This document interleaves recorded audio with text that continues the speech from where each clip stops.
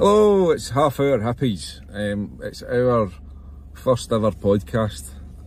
Half Hour Hippies, what's this all about then? So we have had like literally ones of you have had said that they quite liked the carpool, council carpool versions that we do, talking about anything and everything. So well, this is kind of the deluxe version of that. You'll be lucky there were no singing, which is good. Oh, people. If I was singing, it wouldn't be a good. It's never. You've got to listen to some of my home demos when I've tried to tell you the melody and stuff, and then you just come up with a better one. No, I don't know. That's what usually happens. That is. There's a police going by as well. Frizell. Oh, they're coming up. I think they're going to stop us. It's like old times. Aye. Is that a motor that? Oh shit. His pulse raced and his mouth went dry. On file Aye, but not wanted. On file but not wanted. Right, we better go. It's half an hour we've got with this. Right, so Half Hour Hippies, the kind of ethos of this is just to give it a bit more of a deluxe version of our council carpool. What would you call that? Sort of karaoke vlog. Karaoke. Vlog things that we do, because apparently he's like that. So anyway, this is what this is all about. First episode, so we kind of thought we'll just do ask the floor, really. So we did actually put out a couple of questions out on Instagram and Facebook, and I get, well, no, literally ones again. First one. Yeah, first one. Aye. Look, we got a few this time, which was really good. So we're just gonna get through them. I think that's the best way. What will happen in other ones? Who knows if we even have another one? Let us know. Whatever you want. Aye. We'll do it. Yeah. If you think it's worthy of another one, we'll do another one. Yeah. If you think not, we'll fuck off and die, won't we? Yeah. Right. That's the swearing done. Can't do any more of that. I haven't even started. No, yet. I know. I'll do it for you. Okay. So I've got the questions here. So first question, will we just do it as the questions came in? Go for it then, or do you want to pick a question? No. Right, so we've got the very first question come in from Mick Coyle. So thanks, Mick. Alright, Mick. Cheers, my man. Thanks for it was a Facebook. New Mexico, Mick. Facebook question that came in. So Mick asked, if you were stranded on a desert island for the rest of your life and could only take one album to listen to, what would that album be? Over to you, Mr. Hipson. I know mine. Aye, well, I think I'd probably know. I think it would be, I don't know. It would be, no, I definitely know it would be The Wall. It would be Pink Floyd, The Wall. Why? It's my favourite album of all time. I don't know how many times I've listened to it. I know it inside out. It's just up there. It's just a fantastic piece of music, a fantastic piece of writing. It's a fantastic concept.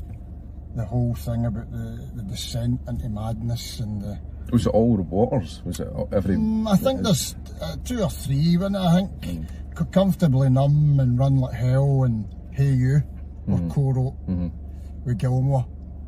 But basically it was all his. It was all his. Baby, I think a lot of the mental health stuff was based on Sid Barrett, and the stuff with the divorce and all that in The Wall was actually kind of based on about kind of waters and stuff. So he says he tried to make it autobiographical, but it was obviously his dad died in the war and stuff like that. But the writing and the songs are, but on the other side of it, it was probably the album that broke them up, wasn't it? That put them towards kind of a breaking up. It's his takeover, wasn't it? He became quite brilliant album. Brilliant album. A megalomaniac with it, didn't he? He became. They started. What was it? It says they were just kind of seen as his band. That's what he was going in with all the ideas, but there's some moments on it like Nobody Home and Hey You and Comfortably Numb, obviously, and just the whole. There's a descent at the end where he kind of ends up having to have the trial in his head. Yes. Kind of takes him through. And it's a body of work. It's you know. It's just. I mean, I've listened to it. Got a lot of kind of different favourite artists and albums and stuff like that, but that for some reason is just up there above everything else for me. Do you know what I mean? I'm not saying in others, I mean there's some albums that could be better, and do you know what I mean, lyrically and musically and stuff like that, but just for what that means to me. Do you listen to it a lot? I mean, that doesn't mean it's not your favourite album if you don't listen to it a lot. No, I listen to it a lot. I listen to it. I used to listen to it a lot when I was running. So I did. And I was listening to it last week actually. I always like to put it on and just, it's just phenomenal, man. It's just, there's just something just magical about it. Probably the other one that I would have probably put in would have been Dark Side of the Moon as well, because it's just, I don't know. I'd be more inclined for that for Dark me. Side of the Moon. I don't know what it is. They just do two albums for some reason. They just take you somewhere. Yeah. You just go somewhere with them. You know what I mean? And that's it. Was me and you was talking about that, wasn't it? That's what Gilmore's quoting it. He's never had the luxury of sitting down and listening to Dark Side of the Moon for the first time. He's been a wee bit funny there because they never mixed Dark Side of the Moon. They never mixed it. Oh, did they? No, they gave it to Chris Thomas, and they couldn't mix it. It was basically, it was a bit like Definitely Maybe. They kept trying to mix it and they couldn't get it, so they gave it a guy called Chris Thomas, who's worked with like loads of folk for Roxy Music and all these folk, and he apparently stripped it all out. So when Gilmore heard his mix, he was like, "Fuck, that's really, there's not as much in it as what they were putting in it, but it actually made it so much more. A bit less is more." Aye, like, you know. So he has sat down and listened to it. So I mean, I know what he means. He can't ever unhear his guitar parts. You know what it's like. I mean, songwriting. You know what it's like, and I know what it's like when you're. I mean, and ours is kind of done on a part-time basis. When you're in the studio with a song, it's like over and over and over, and then you're in it for so long. So imagine it's like you're in something for 6 months to a year, and then you're 6 months when it. And then you're touring it for. If you're of that ilk, or that stature, you're touring it for 2 years. Exactly. Or whatever, you know. So probably The Wall, that would be nice one. I have to say Quadrophenia, The Who. A big one for you, isn't it? Aye, it's not something I sit down and listen to like every day, but just in terms of like your writing influence and sort of almost social standpoint and things like that Townsend for me is the best writer ever. And I know that, like, there's Dylan, and I know that there's like Lennon and McCartney, and there's many more. But for me, there's nobody that writes about youth angst and growing up and spiritual quest and things like that. You know, he just has no peer on that. I think, and I think for the influence that he has over me, I have to say Quadrophenia. And I know there's maybe better Who, or the fans maybe want Who's Next, or they want the earlier stuff, you know. But if you actually sit in, Quadrophenia was basically a Pete Townsend solo album. He wrote the whole thing, and he fucking demoed it all in his house. See, there's a Pete Townsend version of it. And that's what he kind of said was when he kind of gave it over to the band, it was going to be processed like sausages in a factory, because that was a bit of a slagging off a Ent Whistle and Moon, but when you give it to them, it's going to have that sound. And he was kind of wanting, at that stage he was getting fed up with it. He was wanting to say what he had to say and move on. You know, he actually wanted to leave The Who after Quadrophenia. He had a big letter that he wrote to his lawyer, or to The Who's lawyer, saying, I'm done, I've fucking had it. And he never sent it. You know, and they carried on kind of, because Moon was a fucking maniac, and they knew he was going to fucking kill himself if he never had some outlet. But anyway, to the album, I mean, it's just it's a slab of, you know, it's like an opus. It just, you know, if you've ever grown up in an environment where you're going out as a young man or a young woman, and you've got clothes, you've got money, you've got drugs, you've got alcohol, you're working class, or you're whatever class you are, it doesn't matter if you're working class, but if you're in that kind of westernised social sort of scene, and the things that happen to you in that environment and the music that you listen to, and I don't know whether the younger folk are getting that anymore, I don't know, but I know I certainly got it. I'm maybe one of the last generations to get, like, you know, you get your wages on a Friday, and you go and get your gear, and you go and get your, you know, go for a night out, and, you know, I don't know if it's like that anymore. I'm so out of touch, but there's never a man on this earth that's better to write a song or a an album about that experience. And then even just musically on that album, there's so many it's densely layered with all his guitars, the organs and synths, and it sounds, I mean, don't get me wrong, you can hear Mooney's kind of going off by then, you can hear it's not quite, Mooney's not a great drummer. I've always said that, he's not a great drummer, but he's the best Keith Moon drummer. I know I think you even said that, you know, I'm the best Keith Moon type drummer in the world. But it's like Mick Jagger, in it, not the greatest singer in the world, but nobody can sing. No, but you can hear it, like, exactly. But it still makes just a compelling sounding record, and it's got a start, a beginning and an end, which I love. And it's the album that's actually got the start, the beginning and the end. It's not just the individual songs.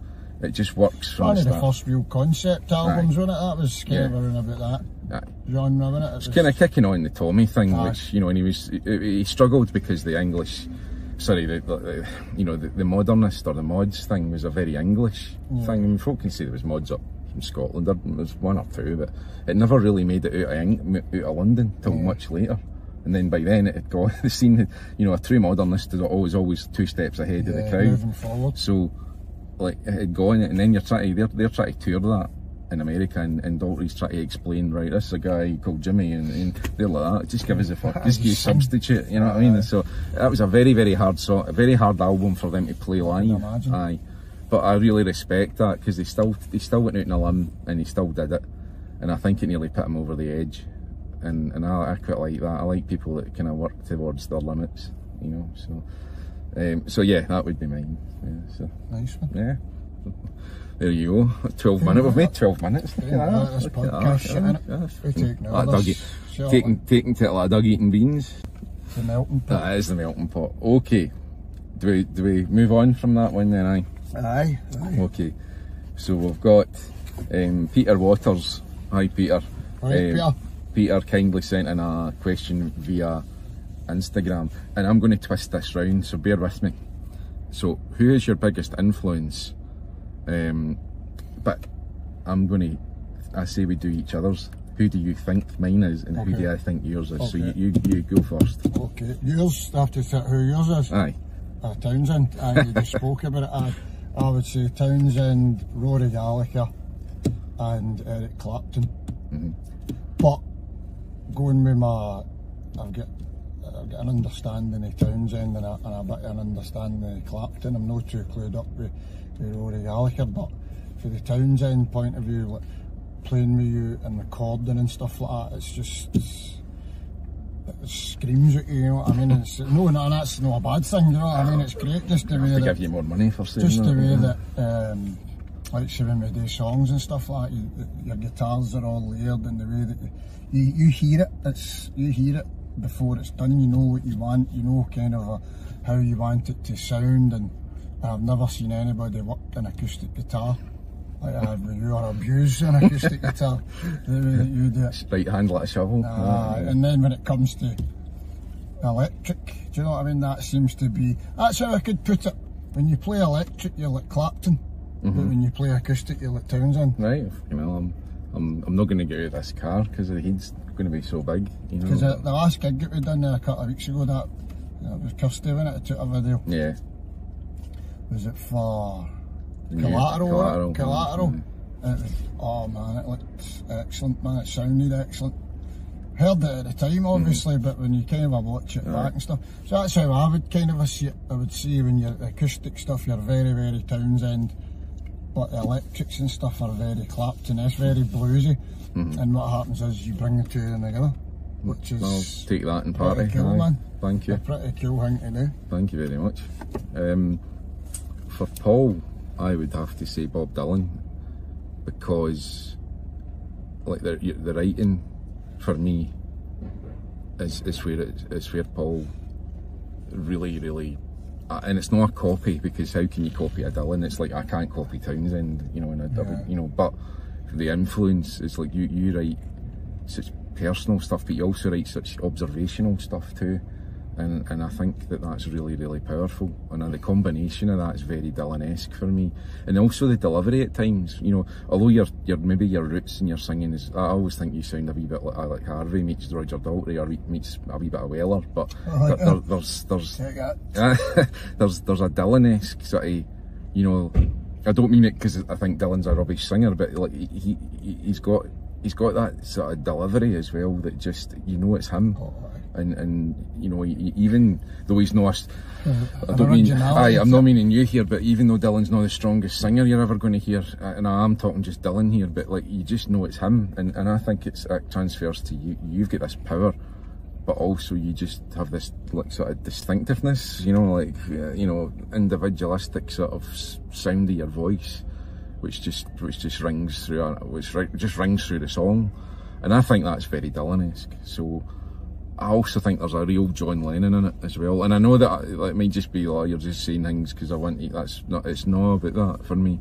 It's John Lennon stood there and like, even though they were all clean cut at the early days and all that kind of stuff, he was still standing there like, fucking fuck you, you know. Aye, and that it's got that like bawling sort of, you know, you can hear the vocal cords getting trashed and stuff like that. So I think I'm going with a mixture of, say, Dylan and John Lennon is what I would say. It might be wrong. I know you love other stuff, and Noel Gallagher and you know, Floyd and Neil Young, you know, these sort of types. I know that, but I think you're right for the heart as well, and I think that's very, very important. If you're a songwriter and you've got this filter of pretentiousness or filter of writing as a third party or something, you're not putting all your cell in it, so and you just don't do that. You just write about your times and your experiences and what things mean to you or meant to you, and that's a songwriter. Really. That's a proper songwriter to me. I don't give a fuck whether people like that or not. I like it. Aye, so I will take it. There, is that alright with that one? No. There we go, mate. Next. This is alright. I need to get this in my file of facts. I get all sorts of shit into this, man. We'll talk about it. I've got things to say. Right, you can ask that question. That one there. So that is, we married? I'm married. Mrs. married, Frizell. No. Is that Alright, sorry. Name? No, that's her name, that's her Instagram. Right, sorry. How you doing, married? Alright, pal. So she has sent a question through Instagram, and it is, if you could have a chat with one musician who's no longer alive, who would it be? You going for that one?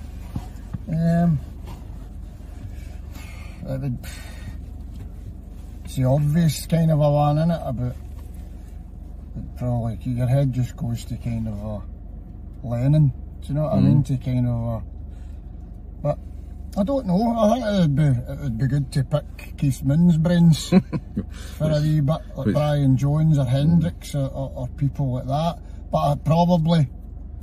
The person that I would probably, if I could get a chance to speak to him, would be Elvis.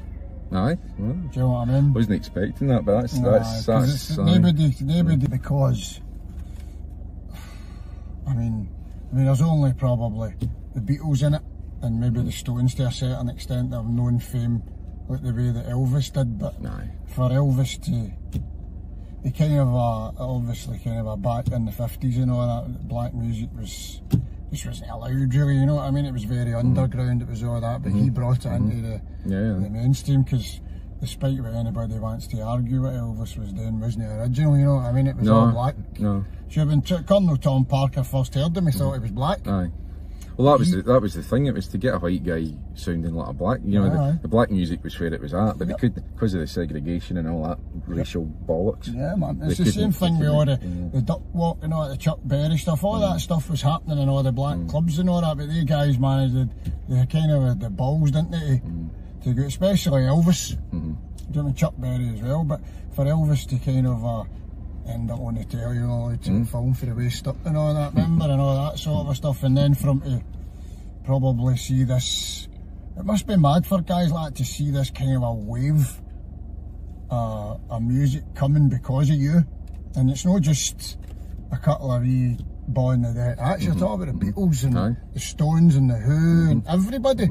Totally. Everybody, do you know what I mean? Everybody is doffed a cap to Mr. Presley. Yeah. What's that saying in it? Before anyone did anything, Elvis done everything. Aye. You know what I mean? It's like the DNA of rock and roll, or Definitely. As we know it, you know. Aye, so I would like to sit with him and just pick his brains and whatever it would have been like to have been Elvis, man. You know what I mean? Yeah. It's Elvis, innit? I still to this day can get goosebumps watching him. So you watch things like I'm doing that American trilogy live and last week, just like that, man. Absolute photogenic. Even when he was fat, he was still kind of. I tell you one thing, see if I was ever to have a dash at a guy, it would be him. Aye.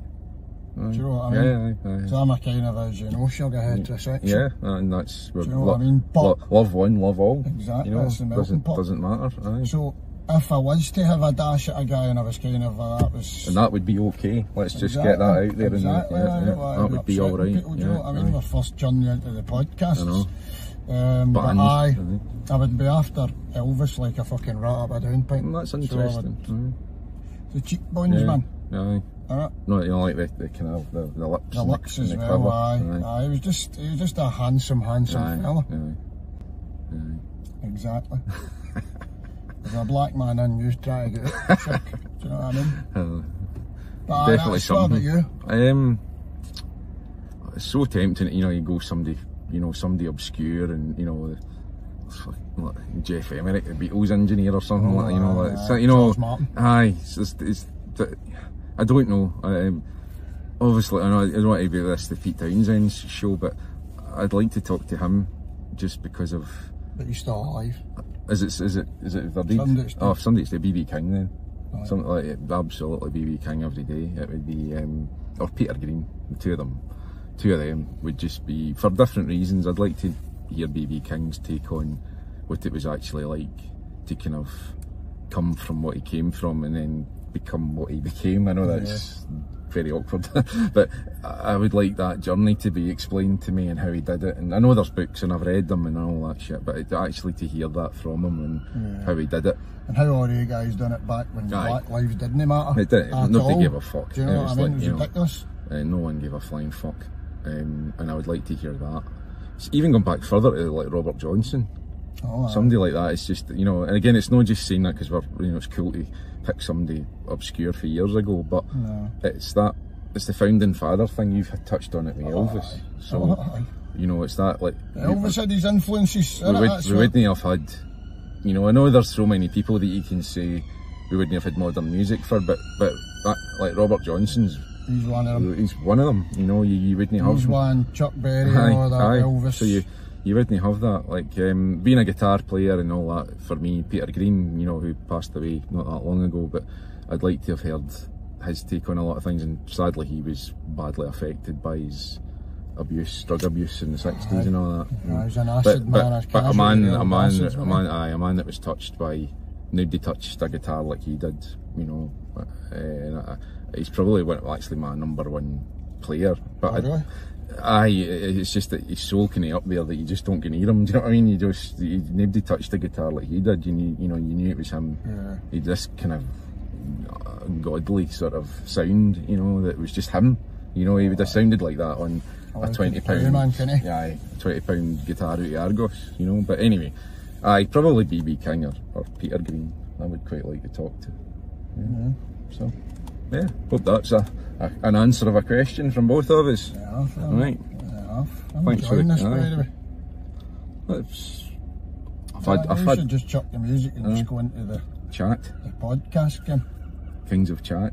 Frost. Chatty men. David Frost. Chatty men. Yeah. Exactly. I could get into this. I've got things to say. Well, we might need to can this for 25 minutes. This says I need to be censored.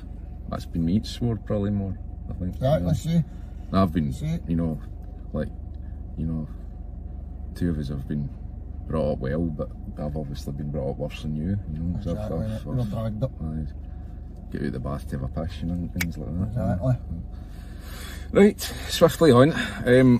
So this is quite a good one because this is from Mikey Stair from Pure Mince. Oh, the podcast people. Aye, the best. They're coming after yous, man. No, I suppose we should level with them that we're not really. I like you. They're laws, isn't they? They're very bonded out. Aye, just cool folks, and we're not ploughing any of these fields. We're just doing this for a bit of laugh and a bit of a joke and seeing if it actually, you know, does anything or. Killing a bit of time for our gig. Exactly. So, Mikey runs the Pure Mince podcast. Check it out, man. Do a shout out for them. and he's kindly come in with a question. What are your goals as a duo and individually? The goals would be, well, I don't know, man. I don't. For me and you, and it's, well, I can only talk for myself, but we've spoke about this, haven't we? It's a kind of a hobby that we've got that seems to be gaining a wee bit of momentum. The songs seem to be getting better, but as you say, we're not an it for like helicopters and all that shite. Do you know what I mean? Totally, I'm see the thing, giving the you the only fucking goal. swerve, Stephen. The moment I get a helicopter, you can get yourself fuck. I'm done. Cover of the Rolling Stone and all that. See, the only kind of goal that I've got and that I've had and will remain the same is just to be respected as a singer and a songwriter. See, just being known as a, I mean, like 16 years ago I couldn't get through a day without using drugs, do you know what I mean? And just to be known as a songwriter and somebody who can go and play gigs and people pay money to come and see you and all that, who go and... Which they have done already. They take time out their day to listen to your albums. We've got a lot of brilliant feedback. We're slowly but surely, we're kind of working our way into people's lives. Do you know what I mean? And that's... What a virus. Not going to turn around and say, well, my goal is to play in Edinburgh and all that, because that's just insane. Do you know what I mean? That's the things like that are never going to happen, do you know what I mean? But just for me and you, just to keep making music, and the more people, because what we've noticed is in the short period of time that we're doing this, there seems to be loads of people coming on the journey base. Do you know what I mean? This is kind of what this is all about. Exactly. It's another facet of that journey, man. Do you know what I mean? People are interested in what we're doing, and that's really, that's the only kind of a goal is to kind of keep making good music and be respected and being able to do it with you. That's the thing, you know. So individually I've not really got any goals, you know what I mean? I don't really want to do music if it's no way you. Do you know what I mean? So thank you. Thank you. Same here. It's easy to just reflect that back, but I mean that's 100%. So that would be for me, just to kind of keep on keeping on. Do you know what I mean? As Dylan says, that's really the best. Like a bird that flew. Aye, the best. So that's. I think you've dealt with that one. I mean, like I've got no pretensions on anything anymore with music. I mean, when you're 18, the world's your oyster, and you're going to have your first, you know, gold disc by the time you're 19 and all this. It doesn't work out like that for most. In rehab, I've done all that. I'm doing it the opposite way a bit. Well, that's all right. And you know, nobody said it was going to be this easy. Exactly. Did they say it was going to be this hard? You know, fucking hell, I can't. But that's Coldplay on it. I love that song. I like good song, right? Aye, totally. It's a bit of a hard time, but I think he can write a song. But it's a bit of a hard time for people that don't know what they're talking about a lot of the time. I could write a song. No, I'd agree fully. I don't want to work with anybody else. I've had, you know, discussions with Paul, private discussions that maybe should remain private, but like the ones that I can say, you know, is like I don't want to work with anybody else, and the faith that Paul puts in me for, like, you know, being part of this and playing guitar, writing, helping with the artwork, you know, everything that we both do, we both recognise what we do, and we both have full support there from each other. You know, and it does sound like a bit of a couple stroke marriage, and it kind of is, but not in the, you know, not in the biblical way. No, but even if folk think that, but it's more just about that kind of marriage. Don't let the hair fool you. Don't get fooled again. But it works, and I think that's all you can hope for. There's a bit of the phrase I've been using a lot recently is "be here now," and I don't mean the third ill-fated Oasis album. It's liked it. It's a good album. It's just full of cocaine. Just the sound of cocaine. That's exactly what it is. Treble. Absolute that treble. Made into a wee, no acoustic-y, but a kind of a Bon Adette. Strip it back a bit. And what an album. There have been some belting songs on it, man. Just strip it back a bit. But no, I think on that Liam's voice sounds incredible. You know what I mean? That's back when he could sing. It's probably kind of coming off an Edworth and all that, when it was peak Liam, but the kind of phrase "be here now" is just to kind of live in the moment, and I quite like that just now. So for me, it's just to carry on, and my goal is to just carry on what we're doing. Of course I would like I hate saying big time, I don't need the big time, but I would like more validation of both Paul as a singer and the songs as pieces of work, but not in a wanky sort of, you know, like we need to be peeled off in our caps to. It's just it's like when you get other roses on the street. Aye, that'd be enough. Aye. But it's like the other podcasts, like football players talking about other football players, and they just go, "Oh fuck, he was a great player." You know, what a player he was. You know, it's that kind of. It's that kind of thing. It's not about like some massaged ego that's getting told they're great when they're utter dog shit. You know, we know where we're at. So, aye. So yeah, I hope that answers that one. Yep. And we'll go with that one being done. Right. So thank you very much, Mikey. Let's see where we're at.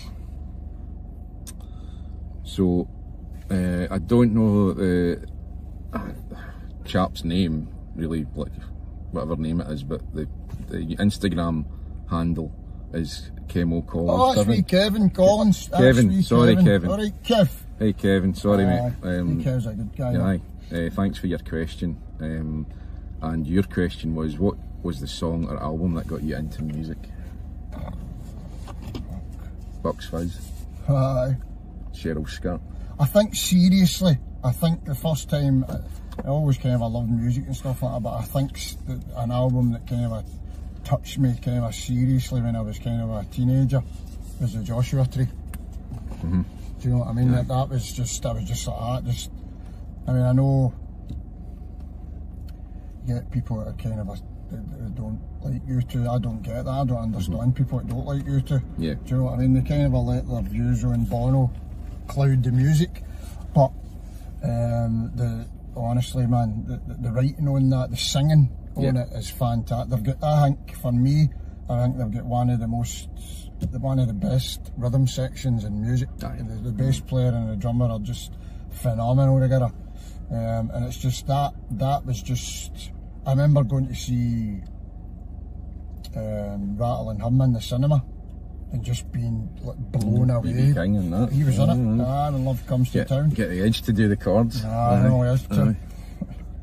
And I've just been blown away by it. And I think if obviously my life took a different kind of a thing, and I never really got into music to clean up my act and stuff like that. But that album means a lot to me, man. Do you know what I mean? It kind of it just started to getting interested in songs and the emotion in songs and and for me, I don't know about you, but for me that still to this day is the strongest opening to an album that I've ever came across.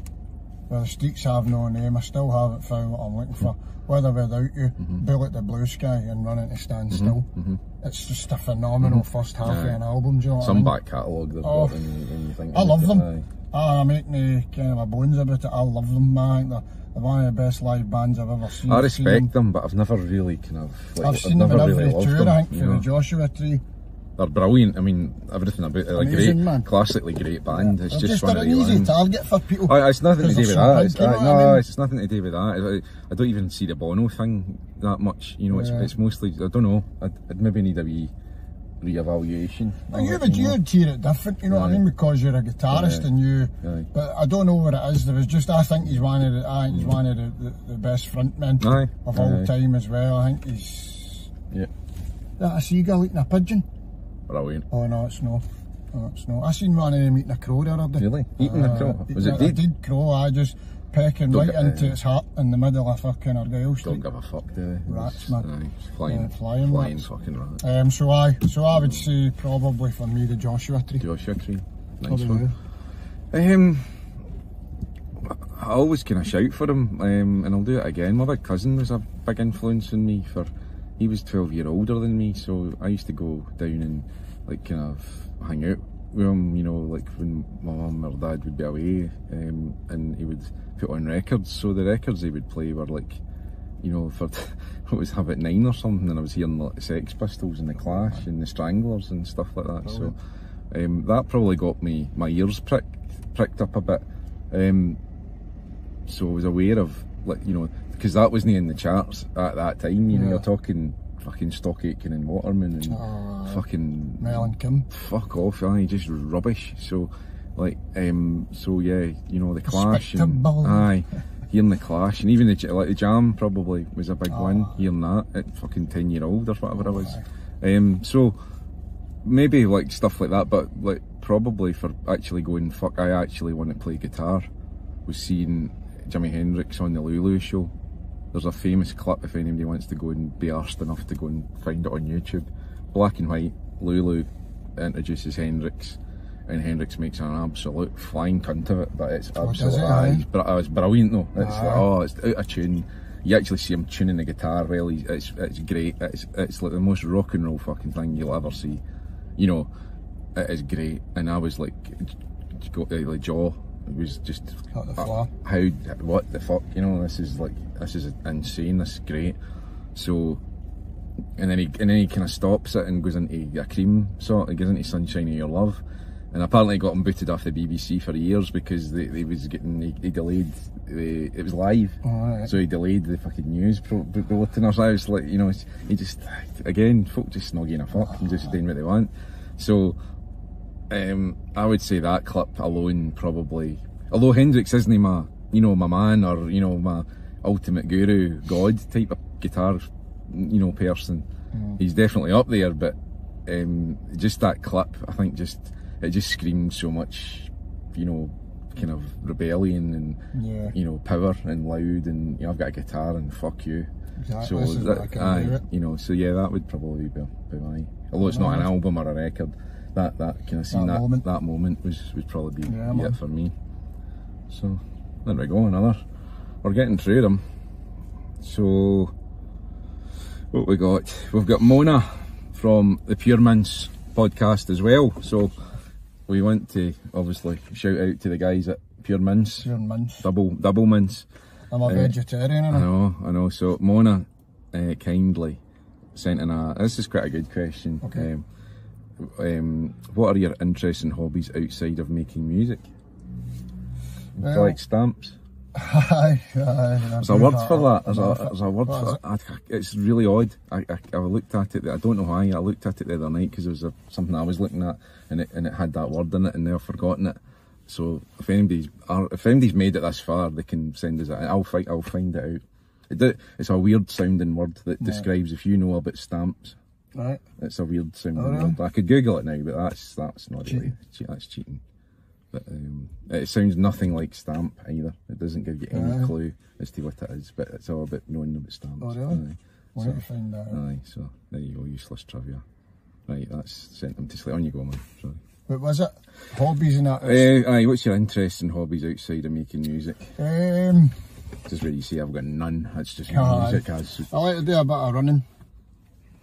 Kind of got into running when I left rehab years ago, and kind of I carried that on.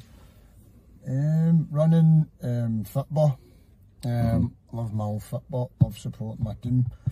You want to name that team? Oh, Celtic. I shadow of doubt. No, that's what I mean.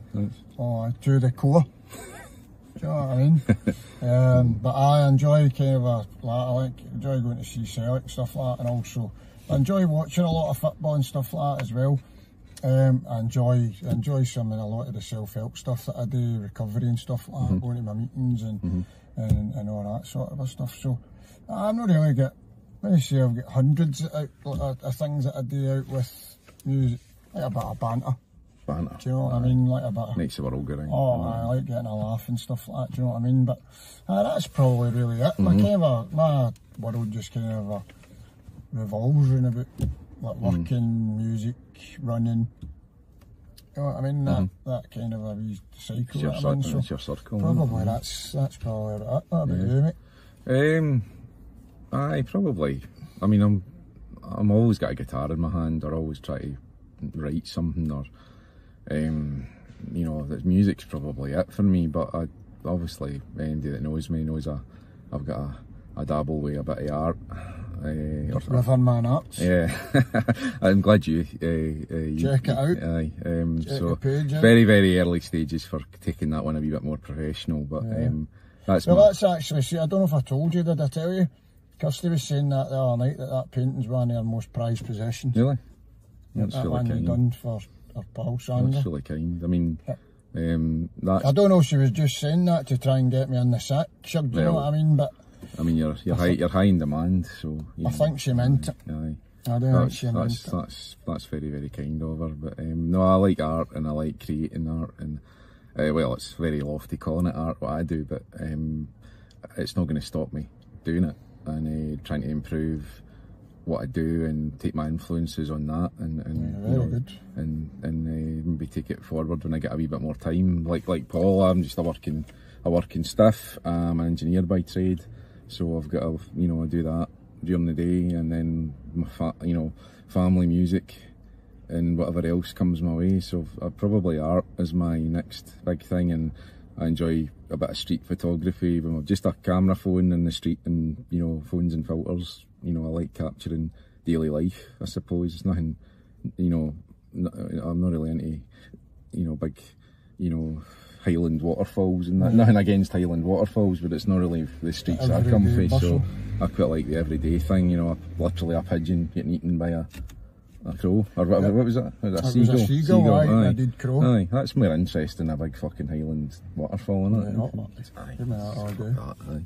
So a bit of that. Cars, I've always liked cars. I mean, cars nowadays are kind of dirty words, but I've always been a bit of a car freak. Both racing them, not personally, but I've always followed that. Not so much now, but when I was a kid, you know, we working class shite for Greenock, shouldn't really be into flash cars, but I was always fascinated by the engineering and the noise and things like that. That was pure and simple, it wasn't anything else, it was just the thrill of these guys, you know, killing themselves and all that kind of stuff. You know, I know it sounds horrific, but you're drawn to things that are extreme, so dangerous. You know, I probably was into that as an early boy more than I was Fitba. Although I love Fitba, and you know, like, well, I suppose if you like Morton, do you call it Fitba? You know, that's debatable, you know, but this is it. So shout to the Greenock, the famous Greenock Morton, aye, Monoton. So aye, yeah, the usual cars, music, football, art, photography. That's probably my sort of things outside of music, or what we do. Yep. So thank you very much for your question. Thank you. What else have we got left? The time we get Pat. I don't know. He was going to give us a shout. We could probably can it now. Okay, what you've got to do, man. Let me see.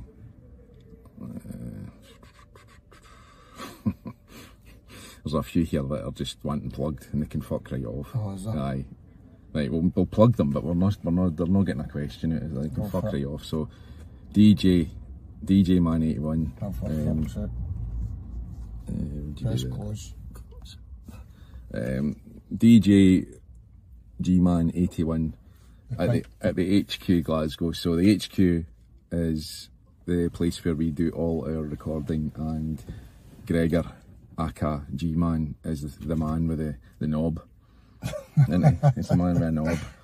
So he twiddles that knob for us. He twiddles your knobs, doesn't he? Aye. And I actually got me banned on Facebook. What's saying knob? No, just saying, you can twiddle my knob anytime. That's terrible. Banned. Do you know what I mean? That's like anti everything, isn't it? You can't say that, you know. So like, we will put out a mention for the HQ Glasgow, where all your recording needs will be met. Will be taken care of. Yeah, taken care of business by Gregor McPhee. You might even get a G-Man. toasty or a cup of tea, although he doesn't make it. Nah, lazy bastard. Pink-haired cunt. Yeah, pink-haired cunt. So, very, very top man, top guy, top engineer, top producer, top everything. We love him to bits. We drive him insane, he drives us insane. It's all good. So if you're ever in the market for looking at getting your demos done and your finished product albums, whatever you're doing, from scratchy lo-fi demos to orchestral fucking layered up masterpieces, G-Man's your man. G-Man's your man. The HQ Glasgow. You can't argue with that. That's not a bad sales pitch, eh? So, money fuck him. Fuck him. Right, Exactly. next question. Danger Muff. He's not getting that. We're not fucking mentioning anything about him. Okay. Right, so fuck off. No, that's unfair. Our great pal, who's also played on our records, is a guy called John. Johnny Dangerous. We'll not give away his real name because he's like, you know, he's kind of under a bit of a tax embargo. So if we do that, then it could get a bit fruity for him. So we'll just call him Johnny Dangerous for this. See, he got his Hoffner best. Aye, looks sticker, nice. the best man sticker. Looks nice. So Johnny also runs a really cool wee guitar effects company. And the fucking irony is, I don't actually have one.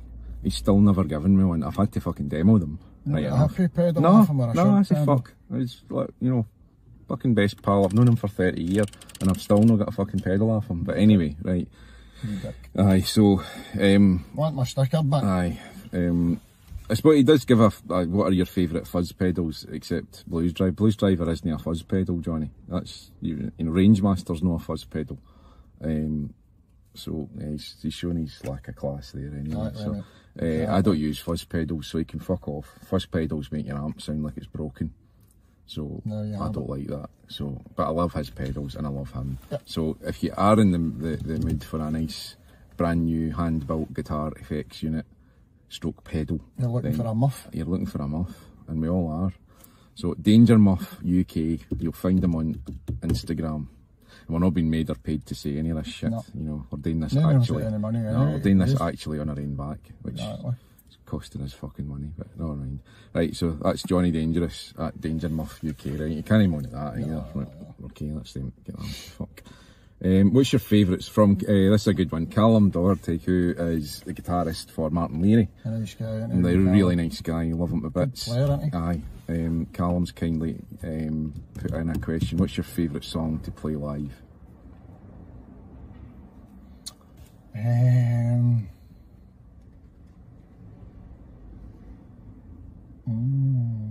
I don't know, it depends. I like doing Falling in Love with Being Alive. I also like doing Devil in the Deep Blue Sea. But the last couple of times I've enjoyed, well, the last gig, but we're doing it in rehearsals, Waiting for Love. I enjoy doing Waiting for Love. I also enjoy singing Till We Meet Again. I like doing Shaky Harvest as well. The more louder songs I tend to kind of like doing live that I can let myself go with. Junkyard Babies has been one for the way back. It's one we can agree on. Aye. So I don't think, I think it would be hard to pick a favourite, although one that I have got really that I do love doing when we do Sledgehammer live. I enjoy doing that. You know, that's not yours, but goes down well. And it really goes down well. We do a cracking version of it. So that would be that. I'm always a big fan of Junkyard, even though I made a fucking mess of it at the last gig when I dropped to pick. That was a good one. Still never missed a note. Tried. I thought we were doomed after that one, but no, you just keep going. So, Junkyard Babies. I think that probably sounds better the way we do it live. Enjoy that, man. Do it tonight. Quite like Devil in the Deep Blue Sea live as well, because you can. I like the end bit when it kind of folk think that it's on the one level and then try and take it up a bit, you know, like that. So yeah, that's we're good live. I won't say that. Aye, there's a wee bit of that. So yeah, probably for me those two. And then I'll change my mind. It's like I'm not so like live. I'm not so keen on Till We Meet Again because it's quite a hard tune to play both kind of emotionally and musically. So. But it does sound good. The last recording we had of it sounded really good. So very good. So it's a good song. It's just Kirsty's videos. Yeah. So that was Casey videos. So yeah, I think that's an answer to that. Yep. I'm even a push big man. Right. Well, we can it at that. Starting to get a bit. Aye. So that's us then. Half hour hippies. We made it to 50 minutes, didn't we? Coming for the podcasters. Coming in your ears. What can we say? Thanks for listening. Have shite to talk while travel. And I don't know, as the liars they say, be lucky. Till we meet again. Right. Peace out.